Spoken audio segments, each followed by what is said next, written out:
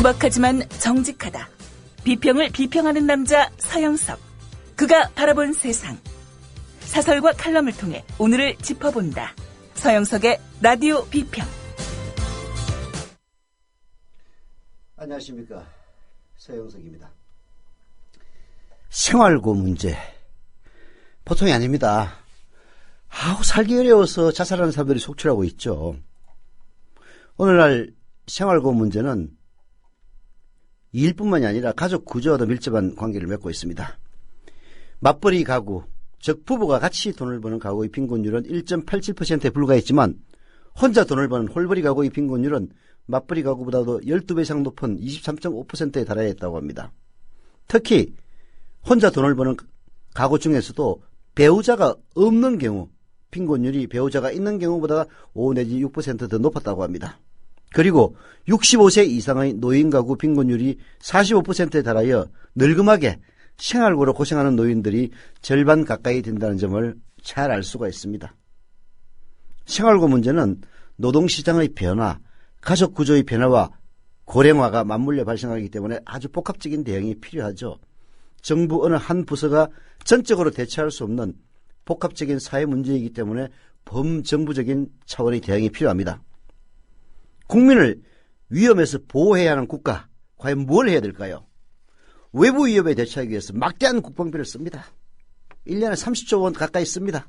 그런데 정작 생존을 위협하는 일은 바로 우리 내부에서 발생하는 겁니다. 생활고가 바로 그거죠. 현대의 국가란 그 의무가 외부적인 위협에서 국민을 보호하는 일뿐만 아니라 실업과 빈곤, 질병, 재해로부터 국민을 보호하는 겁니다. 바로 생활고의 해결이 국가의 존재 이유 그 자체인 겁니다. 2012년 8월입니다. 대통령 선거가 있기 직전 대선 후보 수락연설에서 당시 후보였던 박근혜 씨 가장 강조한 것은 국민 통합과 국민 행복이었습니다. 국가의 성장이 국민 개개인의 행복으로 연결되지 않고 있다. 저는 국정 운영의 패러다임을 국가에서 국민 중심으로 바꾸겠다. 그렇게 얘기를 했습니다. 경제 매년 성장하는데 살림살이 더 팍팍해지고 나라 경제는 세계 10위권으로 부유해졌는데 서울 지하 단칸방에서는 가난을 피곤하는 사람들이 동반자살을 하는 이런 현실들. 양극화가 심해지면서 부자는 더욱 부자가 되고 가난한 사람은 더욱 가난해지는 이 현실 속에서 많은 사람들은 무언가 잘못된 게 아니냐, 정부가 제 역할을 하고 있느냐, 그런 의문을 가지면서 박근혜를 찍었습니다. 박근혜 경제민주화와 복지공약은 바로 그렇게 해서 나왔던 겁니다. 그렇게 해서 당선된 대통령, 당선되자마자 그 약속을 내팽개치는 일부터 제일 먼저 착수했던 겁니다. 과연 이 팍팍한 시대에 박근혜 정부 국가로서의 존재 이유가 있는 것인지 심각하게 질문하지 않을 수가 없습니다. 라디오 비평 시작합니다.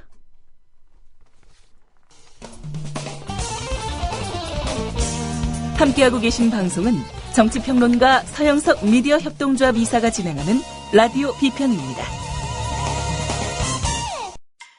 지상철 조합원 신청 광고입니다.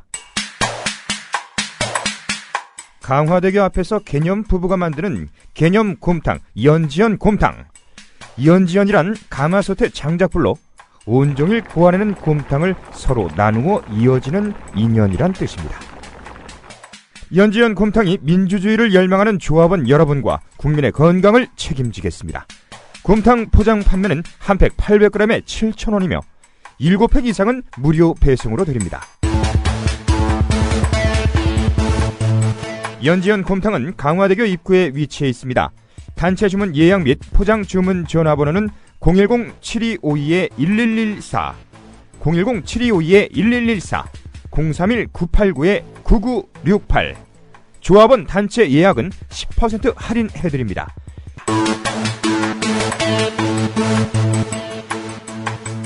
포장 판매 금액의 10%는 국민TV 후원금으로 쓰입니다. 떠나요 둘이서 모든 것 훌훌 꿀벌이고. 안녕하세요, 국민TV 조합원 여러분. 제주 산책입니다. 제주 산책은 국민TV 조합원이자 토종 제주인이 운영하는 여행사로 여러분이 제주 여행을 합리적인 가격에 가실 수 있도록 도와드리고 있습니다. 금액은 얼마지? 믿을 수 있을까? 바가지 씌우지는 않을까 하는 불안들 모두 날려버릴 수 있는 여행사 제주 산책. 국민TV 조합원이자 토종 제주인이 운영하는 제주 산책. 제주도 여행을 가려고 고민 중이라면 검색창에 제주 산책, 제주 산책을 검색해보세요. 예, 정말 안타까운 일들이 계속 벌어지고 있죠. 제가 모두에서 말씀드렸던 국가의 의무는 생활고의 해결이다 라는 것은 중앙대 신광영 교수가 오늘 경향신문에 쓴 칼럼에서 인용했고요. 그리고 박근혜의 공약 부분은 동아일보 신년수능설위원회 쓴 칼럼에서 인용한 것이었습니다. 자, 그래서 박근혜 정부 이제 심판을 받아야 됩니다. 그 심판은 이번 6월 지방선거에서 시작될 겁니다. 예, 시작되는데요.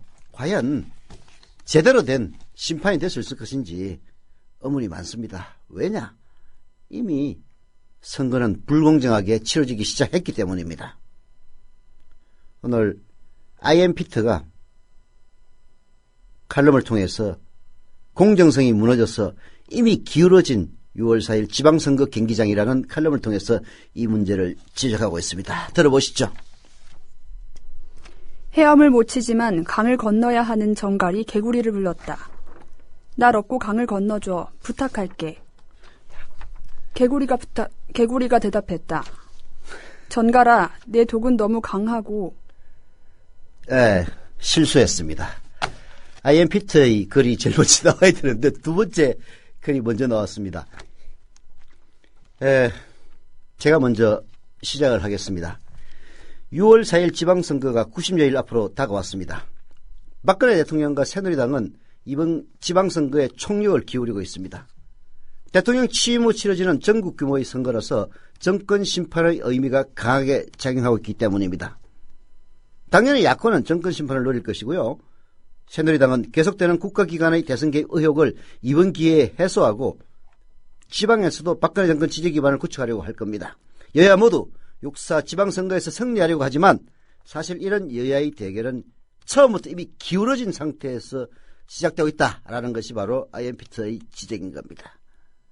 공정해야 할 선거가 왜 편파적이고 공정성을 잃고 있는지 IMPT의 조사 한번 들어보실까요? 지방선거에서는 시도지사는 물론이고 지방단체장, 기초의회 의원, 교육감, 교육의원 등을 선출합니다. 지역 주민에게는 대통령 선거보다 더 직접적인 영향력을 끼칠 수 있는 중요한 선거입니다. 이렇게 중요한 지방선거지만 공영방송이라고 부르는 KBS는 지방선거에는 도통 관심이 없습니다. 공정선거 보도감시단이 발표한 1차 모니터 보고서에 따르면 KBS는 지방선거가 100일 앞으로 다가온 2월 24일에 관련 뉴스를 단 한 건도 보도하지 않았습니다. SBS와 MBC, YTN은 각각 안철수 신당 주춤, 야당 단일화되면 여야 접전, 지방선거 D-Day 100일 준비 본격화, 지방선거 기초공천 유지 등의 지방선거 관련 기사를 내보냈습니다. 2월 24일부터 28일까지 KBS 보도를 보면 총 보도수 146개 중 단 한 건만 지방선거 관련 뉴스를 보도했습니다. 그마저도 2월 27일 9번째로 보도한 주류, 비주류 당 내 갈등 격화라는 기사가 전부였습니다. 올바른 선거 정보를 제공해야 할 공영방송사로서의 모습이라고는 보기 어려운 행태입니다. 네. 다른 방송들도 불공정하게 보도하기는 마찬가지입니다만은 그래도 보도는 합니다. 그러나 지금 그나마 지상파 방송 중에서 가장 높은 시청률을 자랑하는 KBS 뉴스는 딱 한 건 보도했을 뿐입니다. 게다가 기울어진 운동장입니다. KBS는 2월 28일 이후부터 지방선거 관련 뉴스를 보도하기는 합니다. 그런데 그 보도 행태가 노골적으로 새누리당 후보자 띄우기에만 치우쳤다 그런 이야기입니다.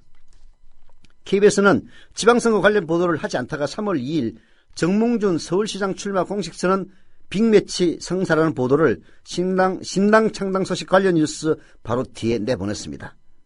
그게 3월 2일 그야말로 야권 신당 보도를 하지 않을 수가 없으니까 보도를 한 바로 그 다음에 정몽준 출마 선언이라고 하는, 그래서 여당 내에서 빅매치가 성사됐다는 여당 띄우기 기사를 바로 그 뒤에 붙여줬던 겁니다. 그 이전까지 보도 안 했어요. 3월 4일에는 새누리, 유정복, 남경필 등 중진 속속 출마의사 보도를 통해서 새누리당 후보들의 잇따른 출마 관련 소식을 전하기도 했습니다. 새누리당 후보자들의 출마 소식을 자세하게 보도한 KBS는 신당 창당에 대해서는 굉장히 편파적인 보도를 내보냈습니다. 회기가 아님에도 민주당 의총장에는 평소보다 많은 의원들이 모였습니다. 전격 선언된 새정치연합 측과의 신당 창당에 대한 관심 때문입니다. 특히 신당 창당 과정에서 이른바 친노소외론이 가능성에 대해서도 촉각을 곤두세웠습니다. 신당 창당을 주도하는 비주류 김한길 대표 측과 안철수 의원 측이 신노 세력과 대척점에 있는 만큼 창당 과정에서 친노 세력이 배제되는 것이 아니냐는 겁니다. 실제 신당 추진을 위한 정무기획단과 신당 추진단의 당내 최대 계파인 친노 진영이 포함되지 않은 것도 뒷얘기를 낳고 있습니다. 친노 진영의 한 의원은 친노 소외론이 현실화될 경우 앉아서 당하지는 않을 것이라고 말했습니다. 이게 KBS 9시 뉴스 3월 3일자 뉴스였습니다. 무슨 친노 진영이 야권의 신당 창당에 반발하는 것처럼 그렇게 보도를 냈던 거죠. 그러나 바로 그 다음 날 이른바 KBS가 친노라고 부르는 그 계파에서는 신당 창당을 환영한다고 했습니다. 말하자면 사실과 다른 보도를 내므로써 뭔가 야권에는 이게 항상 갈등만이 존재하고, 그리고 여당에서는 그야말로 살신성인의 자세로 지금 국회의원 하면은 잘 먹고 잘 살 건데 중진들이 잇따라 지방선거에 자기 한 몸을 던지기 위해서 출사표를 내던진다. 서울 같은 경우에는 정몽준이 드디어 출사표를 던져서 빅매치가 성사됐다. 이딴 보도를 하고 있는 겁니다. 빅매치는 무슨 얼어 죽을 빅매치입니까? KBS는 그뿐만이 아닙니다. KBS는 3월 3일 9시 뉴스 두 번째로 양측 다 여진 친노 소외론 참여 거부라는 뉴스를 보도했습니다. 여기에는 친노 갈등을 부추기는 리포트의 말이 계속 이어졌고, 이는 확실하지 않은 카더라 뉴스의 전형적인 보도 행태를 보여줬습니다. 예.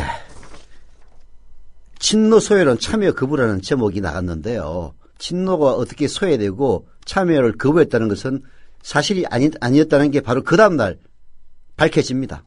그런데도 불구하고 친노는 소외됐어. 그래서 참여하지 않을지도 몰라. 이딴 그야말로 카드라 뉴스를 보도를 했던 겁니다. 3월 4일 김상곤 경기교육감이 6.4 지방선거 경기지사 출마 선언했습니다. 이날 유정복 안전행정부 장관도 인천시장 출마를 선언했습니다. 이날 KBS 9시 뉴스에는요, 김상곤 교육감의 소식은 나오지 않았습니다. 오직 유정복 안전행정부 장관 출마 소식만이 나왔습니다. 정치인에게 많은 국민이 시청하는 9시 뉴스의 화면이 나오는 것은 간접적인 선거활동이고 투표에 많은 영향을 끼칩니다. 그런데 KBS는 의도적으로 야당 후보들의 출마 소식은 아예 보도하지 않았습니다. KBS의 보도 행태는 새누리당 후보는 띄워주고 야당 후보는 죽이겠다, 그런 심보입니다. 지방선거 관련 뉴스를 보도하지 않고 새누리당 후보 출마 소식만 전하는 이런 행태는 당연히 공정선거에 위배될 수밖에 없기에 제재를 받아야 마땅합니다. 그러나 6.4 지방선거 선거방송을 책임지고 있는 선거방송심의위원회는 별로 그런 역할을 하기 어렵습니다. 2월 3일부터 위촉된 제6회 전국동시지방선거 선거방송심의위원회 위원 명단을 보면 그런 사실을 알 수가 있습니다. 네, 선거방송심의위원회는 지상파 방송들이 보도를 하면서 혹시라도 편파적으로 보도하지 않을까, 이런 것을 감시하는 곳입니다. 선거방송심의위원회.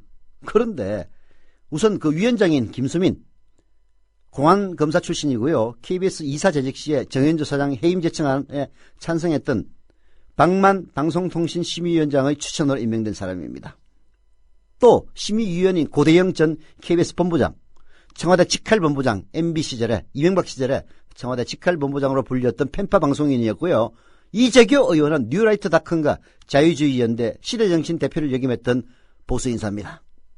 김정수 위원 역시 청와대 행정관 근무 중에 케이블 업체로부터 성접대를 받아서 해임됐던, 그래서 벌금형을 받았던 인물인데 선거방송을 심의하겠다는 위원회 임명이 된 겁니다.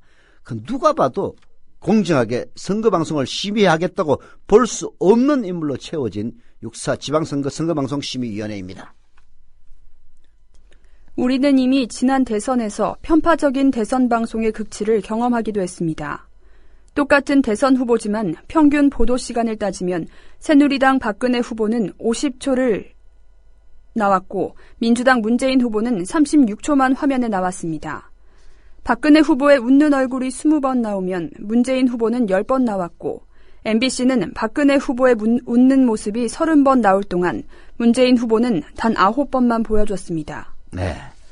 지방선거를 앞두고 수많은 후보들이 언론의 뉴스 보도 내용에 따라 당락이 결정될 수가 있습니다. 그만큼 지상파 방송의 영향력은 막대합니다. 그래서 선거보도는 언론사의 양심에 맡기는 게 아니라 법으로 규정될 만큼 중요한 겁니다. 언론사가 선거보도를 함에 있어서 정치적 중립을 지키지 않고 편파 보도만 하는 행태는 선거 공정성을 의심받아 민주주의를 훼손하는 행위이자 부정선거에 해당될 만큼 중요한 범죄입니다. 선거에 누가 이기고 지느냐를 떠나서 선거의 공정성을 파괴하는 행위는 반드시 중형으로 처벌해야 우리는 선거를 진정한 민주주의 꽃이라 부르며 신뢰할 수 있을 겁니다. 예, 아이엠피트의 이 지적들 벌써부터 기울어진 운동장인 겁니다. 참 어떻게 된 게 이 모양인 것인지 정말 답답하기 이럴 때가 없습니다. 더불어 행복한 세상, 너와 나의 꿈이 눈앞에. 국민 TV. 조합원에 가입하신 분을 소개해 드리려고 하는데 없네요. 조합원 가입 부탁을 드립니다. 자본과 권력으로부터 자유로운 진정한 공정언론 국민TV 조합원 되고 싶으신 분들은 국민TV 홈페이지 kukmin.tv 국민.tv로 들어오셔서 상단에 조합원 가입 신청 클릭하시면 되고요. 인터넷 사용이 불편하신 분들의 경우에는 미래협동조합 사무국 02-3144-7737 02-3144-0933으로 전화하시면 직접 친절하게 가입시켜 드립니다. 마시겠지만은 하루에 한 50명 정도 꾸준히 이 가입이 계속되고 있습니다. 그리고 청취자 여러분들 계속 들으시는 분들은 그리고 조합원으로 가입하신 분들은 왜 맨날 같은 얘기 또 하느냐 라고 말씀하시겠지만요. 그렇지가 않은 게 청취자 가운데서 한 70 내지 80%는 아직 조합원이 아닙니다. 그래서 했던 얘기 또 하고 하는 것이니까 양해해 주시기를 부탁을 드립니다. 한겨레 신문의 사설 약속 파기라며 야당 공격하는 새누리당의 적반하장 오늘 소개해 드리려고 하는데요. 좀 새누리당이 좀 심해요. 물론 야당이 단일 야당으로 이번 지방선거에 임하게 되면은 새누리당이 두 개의 야당을 상대하는 것보다는 불리한 건 사실입니다. 그러나 야당이라는 것은 하나일 수도 있고 둘일 수도 있습니다. 야권의 단일 야당이 출연한다고 해서 정의당이나 통합진보당이 존재하기 때문에 야당은 딱 하나라고 볼 수는 없죠. 그래서 새누리당의 적반하장적인 인신공격 너무 정도가 심한 겁니다. 한겨레 신문이 바로 오늘 사설을 통해서 이 점을 지적하고 있습니다. 민주당과 안철수 의원 세력의 통합신당 추진에 대한 새누리당의 비판이 도를 넘어서고 있다. 새누리당 주요 당직자들이 나서 안 의원이나 야당의 주요 출마 예상자들에 대한 인신공격성 발언을 서슴지 않고 있다. 지방선거를 앞두고 정치 지형이 급변하는데 위기감이 발로일 테지만 집권 여당으로서 책임이 있는 모습은 아니다. 새누리당이 민주당과 통합하기로 한 안 의원더러 약속을 어겼다고 비판하는 모습은 참 볼썽사납다. 최경환 원내대표는 4일 안 의원을 겨냥해 모든 약속을 헌신짝처럼 버렸다.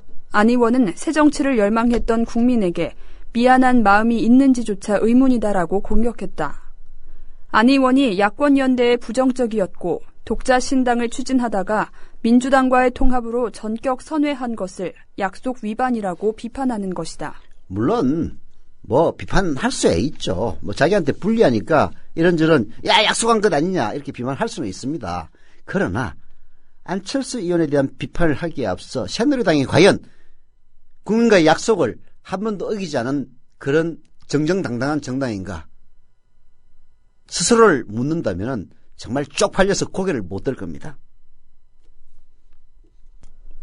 하지만 새누리당이 약속 파기라며 안 의원을 공격하는 건 제 얼굴에 침 뱉기인 것이나 마찬가지다. 야권 통합을 촉발한 계기는 다름 아닌 새누리당의 기초선거 무공천 공약의 번복이었다. 대선 때 국민에게 한 약속을 헌신짝처럼 버려놓고 은근슬쩍 넘어가려 드는 게 지금의 새누리당이다. 정당 공천 문제 이외에도 경제민주화와 복지 등 빌공짜 공약이 된 게 한두 가지가 아니다. 오죽했으면 이상돈 전 새누리당 비대의원이 기초선거 공천 폐지 공약에 대해 청와대와 대통령은 아무 말이 없고 원내대표가 파기해버렸다. 새누리당이 그렇게 당당하게 말할 수가 있나라고 비판했겠는가? 그렇습니다. 오죽했으면은 새누리당 비대위원을 했던 이상돈 씨가 그런 비판을 했겠냐고요. 최경환 원내대표는 지난달 28일에는 기초선거 무공천 공약 폐기에 대해 새누리당이 국민에게 솔직히 사과하고 이해를 구했다는 전혀 사실과는 다른 그런 거짓말까지 늘어놓았습니다. 여권의 책임있는 그 어느 누구도 이 문제에 대해 정식으로 국민에게 사과하고 머리를 숙인 적이 없습니다. 기초공천 폐지에 관한 새누리당의 태도는 참으로 무책임한 것이죠. 원래 기초선거 공천하지 않겠다는 것은 박근혜 대통령의 대선 공약이었습니다. 그런데 지금 와서 보니까 서울, 예를 들어서 구청장을 봅시다. 서울에는 대부분의 구청장이 민주당 소속입니다. 공천을 안 하면요, 현역이 다소 유리합니다. 그리고 민주당의 경우에는 현역이 있기 때문에 다른 사람들이 출마를 한다 손 치더라도 현역으로 표가 쏠릴 수밖에 없죠. 그에 반해 여당의 경우에는 현역이 드물기 때문에 여러 명이 출마했을 경우에 과연 누가 여당 후보인지 알 수가 없습니다. 그래서 불리하죠. 불리합니다. 그러나 다 공천을 하지 않겠다는 약속을 번복하기에 그런 말하자면 선거 유불리를 따진다는 것 자체가 부도덕한 일이었던 겁니다. 홍문종 새누리당 사무총장, 경기지사 출마를 선언한 김상곤 경기도 교육감에 대해서 기회주의적이고 약삭빠른 모습이라고 비난을 했습니다. 또한 부산시장 출마를 저울질하고 있는 오거돈 전 해양수산부 장관에 대해서도 박민식 새누리당 의원 개인의 이익을 노린 양다리 정치 운운은 하고 있습니다. 이런 것도 문제죠. 아니, 홍문종이 비난하고 있는 김상곤, 그리고 박민식이 비난하고 있는 오거돈 모두 부산과 경기도에서 유력한 야권의 후보입니다. 유력하지 않으면 욕도 안 해요. 선거에서 이기기 위해서 상대방 진영의 후보를 깎아내리는 것도 정도껏 해야 되는 겁니다. 새누리당은 이런 식 적반하장 정치, 막말 정치, 약속 위반 정치를 계속하면서 지방선거에서 어떻게 유권자한테 표를 달라고 하겠다는 것인지 알 수가 없다라는 것이 한겨레신문 사설의 지적입니다. 우리 정치에서 남을 헐뜯어 이득을 보려는 행태 용납돼서는 안 됩니다. 새누리당은 남을 비판하기에 앞서 자신의 잘못을 겸허히 돌아보기를 바랍니다. 약속을 밥 먹듯이 어긴 사람이 누굽니까? 가장 중요한 경제민주화와 복지공약을 헌신작처럼 내버린 사람이 누굽니까? 박근혜 대통령입니다. 거기에 대해서 어느 누구 하나 사과하지 않았습니다. 더불어 행복한 세상. 너와 나의 꿈이 눈앞에. 국민 TV. 네, 게시판에서 난초님이 3.1절 사냥에서 약속드린 대로 정자했다라고 써주셨네요. 경북에서 김혜원님이라고 합니다. 난초님 감사드립니다. 그리고 제키님 오늘 세 번째 정자 들어가신다고 하네요. 감사드립니다. 그리고 3월 8일 토요일 제가 좀 얘기하기는 쪽팔리긴 합니다만은 서영석 날다 카페 번개 모임이 있습니다. 1시에는 2호선 합정역 9번 10번 출구 메세나포리스 지하 1110호 등촌동 칼국수로 오시면 되고요. 식사 후 2차는 국민카페 온에어에서 한다고 합니다. 많이 와주시기 부탁드립니다. 그리고 두 분이 조합원 가입해 주셨네요. 인천 강화군 내가면 황청리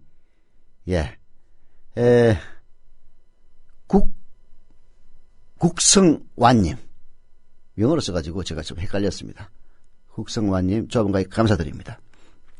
충남 천안시 서북구 두정동의 당당하라님 역시 조합원 가입 감사드립니다. 조합원 22,000명 거의 아마 돌파했을 것 같은데요. 직전이고요. 직전인지 잘 모르겠습니다. 정확하게는 22,200을 넘어서 22,300, 22,400 그리고 이번 달 중에 23,000 넘을 겁니다.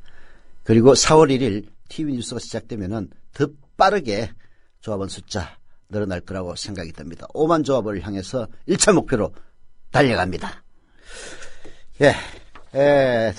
통합야당에 대한 이런저런 이야기들이 많이 있는데요. 여론조사 전문가인 한규영 씨, 한겨레 사회정책연구소 연구위원으로 재직하고 있는데요. 오늘 한겨레 신문에 쓴 칼럼 정치공학을 넘어서려면 지금 신당을 추진하는 사람들이 한 번쯤 들어봐야 될 칼럼 아닌가 싶습니다. 들어보시죠. 민주당과 안철수 의원의 새정치연합이 전격적으로 신당 창당을 선언했다. 무관심하던 야권 지지층도 서서히 꿈틀대고 있다. 중앙일보 조사 결과를 보면 신당 지지율이 36%로 새누리당 40%를 바짝 쫓고 있다. 거의 존재감이 없던 민주당이 신당 창당을 통해 입지를 회복할 계기를 찾은 듯합니다. 게다가 야권 통합, 솔직한 얘기로 안철수 의원 그리고 김한길 대표 불가능하리라고 생각했던 그 콤비에서 나온 야권 통합 선언이기 때문에 더 야권 지지자들은 의외이면서도 그리고 박수를 보내고 있는지도 모르죠. 새정치연합도 궁박한 처지에서 벗어나 새정치를 현실화시킬 물꼬를 튼 것으로 보입니다. 그동안 새정치연합이 새정치를 하겠다고 했습니다만 국회의원 2명밖에 안 되는 이 오목한 현실 속에서 새정치 되겠느냐 그런 의구심을 받아왔던 건 사실이죠. 그러나 야권 통합을 선언함으로써 새정치연합 역시 새정치를 현실화시킬 능력을 가졌다. 이런 평가를 받게 된 것만 해도 그야말로 새정치를 실현시킬 수 있는 물꼬를 텄다 볼 수가 있는 거죠. 이제 야권은 새누리당과 1대1 구도를 만들므로써 견제실로서의 위용을 갖추기 시작했습니다. 어지럽던 구도가 정부 여당 심판원으로 정리될 가능성도 높아졌습니다. 하지만 통합만으로 추락된 민심의 회복을 기대하는 것은 욕심일 터입니다. 대중들은 이미 수차례 비슷한 방식의 이벤트를 경험했습니다. 이것이 선거에서 이기기 위한 정치공학이라는 거 잘 알고 있습니다. 제3지대 신당 창당은 2007년 새통합민주신당으로 이미 시도된 바가 있고 통합 및 합당도 여러 차례 경험을 했습니다. 문제는 이런 정치공학이 선거를 앞두고 이기기 위한 목적에서 급조된 것이 아니라 새정치를 위한 불가피한 선택이었다는 점을 바로 유권자들에게 설득하는 길입니다. 이것은 결국 신당이 어떠한 가치와 노선, 정체성을 추구할 것이냐 이런 문제와도 직결됩니다. 벌써부터 신당이 중도 노선으로 갈 가능성이 높다는 소식이 들린다. 신당 선언을 이끈 두 주역, 김한길 대표와 안철수 의원의 그간 행보로 볼 때 가능성이 적지 않다. 진보적 유권자는 어차피 신당을 지지할 가능성이 높으니 지방선거에서 이기려면 중간의 유권자를 잡아야 한다는 것이 주된 이유다. 하지만 이것이야말로 정치공학이라는 비판을 면하기 어렵다. 선거 승리를 위한 공학적 계산이 아니라 원칙, 대의 명분을 세우는 것이 우선이다. 그 원칙과 대의 명분 과연 뭘까요?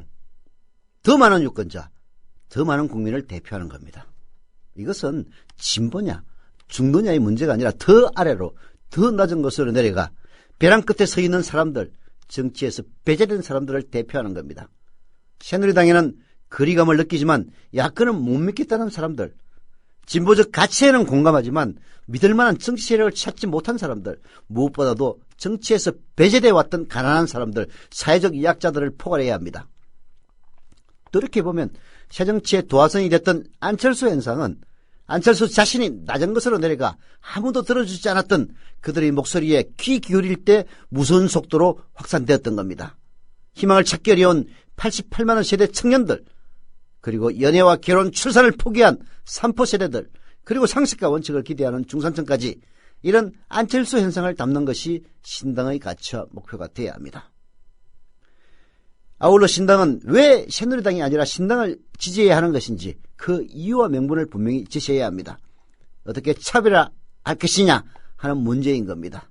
새누리당과 1대1 구도를 만들었다는 것만으로는 어떤 메시지도 감흥도 주지 못합니다. 정책과 어젠다 면에서의 차별화는 필수적이지만 이것만으로 충분하지는 않습니다. 지난 대선이 명확히 보여주고 있습니다. 복지와 경제민주화라는 야권의 의제를 박근혜 후보 쪽도 수용하면서 차이가 모호해졌고 왜 야권을 지지해야 하는지 명분이 흐려졌습니다.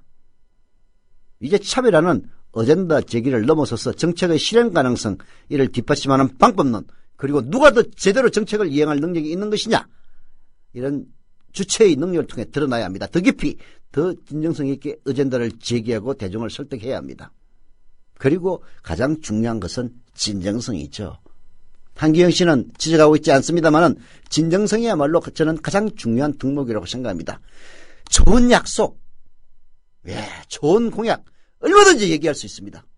그러나 그 약속 당선되고 나서 헌신짝 내팽개치듯 내팽개치는 그런 세력들 많이 있습니다. 진정성이 결여된 세력이 있죠. 박근혜 대통령과 새누리당은 어떤 좋은 공약과 어떤 좋은 약속을 하더라도 선거에 이기고 나면 또다시 1%를 위한 정치, 재벌들을 위한 정치, 가진 자들을 위한 정치, 대기업을 위한 정치를 하고야 말 것이라는 과거의 전례에서 비롯되는 그 진정성의 상실, 그런 새누리당의 전철을 야권의 통합신당은 밟아서는 안 될 겁니다.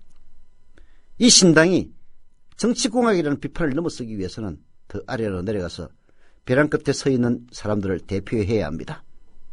벼랑 끝에 서 있는 사람들이 정말로 우리를 진정으로 대표하는 정당이다, 이 사람들을 찍어주면은 우리의 삶에 뭔가 도움이 될 것이다, 그리고 그 약속 반드시 지킬 것이다 라는 신뢰와 믿음을 줄 수 있도록 해야 될 겁니다. 선거 승리라는 그야말로 눈앞의 목적이 아니라 원칙과 그리고 진정으로 소외된 사람들, 가난한 사람들을 위하겠다는 그 진정성을 가지고 우직하게 가야 할 겁니다. 정치 고각을 넘어서려면은 역시 진정성이 위에는 없는 겁니다. 그 진정성의 정치인들 정말 대한민국에서 찾아보기 어렵게 됐습니다. 이제 한번 찾아봅시다. 더불어 행복한 세상, 너와 나의 꿈이 눈앞에. 국민 TV. 표창원 교수, 경향신문에서 표창원의 단도직입이라는 칼럼을 연재하고 있는데요. 글 참 잘 씁니다. 이 양반도 보면 참 진화하는 사람이에요. 2012년 언젠가 표창원 교수가 자신의 경찰대 교수로 재직할 때입니다. 그 블로그인가에서 처음 쓴 글을 봤을 때는 맞춤법도 좀 틀리고 비문도 많이 있고 했는데 요즘은 정말 말도 잘하고 글도 잘 씁니다. 오늘 경향신문에 게재된 칼럼, 국정원 불법은 정갈의 독신과도 같다, 모두에게 들려주고 싶은 칼럼입니다. 헤엄을 못 치지만 강을 건너야 하는 정갈이 개구리를 불렀다. 날 얻고 강을 건너줘, 부탁할게. 개구리가 답했다. 전갈아, 네 독은 너무 강하고 넌 누구나 독침으로 찌르잖아. 어떻게 널 등에 업고 강을 건널 수 있겠니? 전갈이 말했다. 널 독침으로 찌르면 나도 물에 빠져 죽을 텐데 어떻게 널 독침으로 찌를 수 있겠니? 듣고 보니 그럴듯했다. 개구리는 전갈을 등에 업고 헤엄을 치기 시작했다. 중간쯤 왔을 때 전갈은 개구리 옆구리를 독침으로 찔렀다. 개구리가 극심한 고통을 느끼며 어처구니 없다는 표정으로 전갈을 돌아봤다. 개구리야 미안. 나도 어쩔 수 없었어. 난 전갈이잖아. 전갈과 개구리는 모두 물에 빠져 죽었다. 기원전 3세기 고대 인도에서 시작돼 전 세계로 전파된 우화의 내용이다. 어떤 상황에서도 바뀌지 않는 본질적 속성의 무서움을 알려준다. 전갈이 되면 어쩔 수가 없는 겁니다. 자기 죽는 줄 알면서도 찌를 수밖에 없는 거죠. 세계 주요국 정상의 통신을 도청한 사실이 드러나 파문을 일으키고 있는 미국의 국가안보국. 20세기 중반 말 안 듣는 외국 지도자를 암살했던 미국의 중앙정보국 CIA. 1994년까지 존재 자체가 비밀이었던 영국의 MI6. 네. 오직 국익만을 위해 살인과 납치, 고문, 폭파는 물론 도청과 조작까지 서슴지 않았던 각국 첩보기관들의 모습들이죠. 법과 절차를 다 지키고 활동 내역이나 예산 용처를 투명하게 공개했다가는 적국의 첩보기관이 밥이 될 수밖에 없는 냉혹한 첩보세계의 현실입니다. 공식적으로 존재하지 않거나 다른 신문을 유지하는 요원의 정체가 드러나거나 불법 행위가 적발이 되면 군사력을 동원해서라도 구조해내든가 아니면 자살을 택하든가 아니면 신분을 감춘 채 형사처벌을 감수합니다. 그런데 대한민국에서는 다른 나라와 달리 이런 첩보기관이 법과 절차를 철저히 준수해야 하는 범죄 수사를 담당하고 있습니다. 그리고 국내 정보라는 명목으로 정치와 사회에 개입합니다. 신문과 기관을 공개하며 정부 보안관리와 사이버 안전관리, 국제 대테러 협상 책임자로 군림합니다. 대한민국의 첩보기관은요. 새누리당 의원들은 국가기관이 증거를 조작할 리 있느냐며 국가기관이 선거에 개입하는 말도 안 되는 일이 있을 수 있느냐, 안보 중추기관을 약화시키면 안 된다고 전갈을 등에 업은 개구리 같은 소리를 하고 있다. 1987년 정치깡패 용파리를 동원해 통일민주당의 창당을 폭력으로 봉쇄한 사건과 홍콩에서 남편에게 살해된 불쌍한 여인 수지김을 간첩으로 조작한 사건이 터졌을 때도 당시 여당 의원들은 똑같은 소리를 읊어대며 경찰이 수사 자체를 봉쇄했다. 결국 정권이 바뀐 뒤 장세동 안기부장의 정치 공작이었음이 밝혀진 뒤에야 이들은 대국민 사과를 하고 안기부의 이름을 국정원으로 변경했다. 김영삼 정부, 민주정부, 김대중 국민의 정부, 노무현 참여정부조차 널 찌르면 나도 빠져 죽을 텐데 설마 그러겠니라는 전갈, 국정원의 말을 믿었다. 국내 정보와 범죄 수사권을 그대로 손에 쥐어주고 정부기관들과 지자체, 언론과 기업, 대학과 연구기관 등 국가가 사회 전반을 통제하고 주무르게 한 것이다. 네, 이런 국정원 개혁해야 합니다. 국내 정치에 개입하지 못하게 해야 합니다. 라디오 비평 여기까지입니다. 국민 TV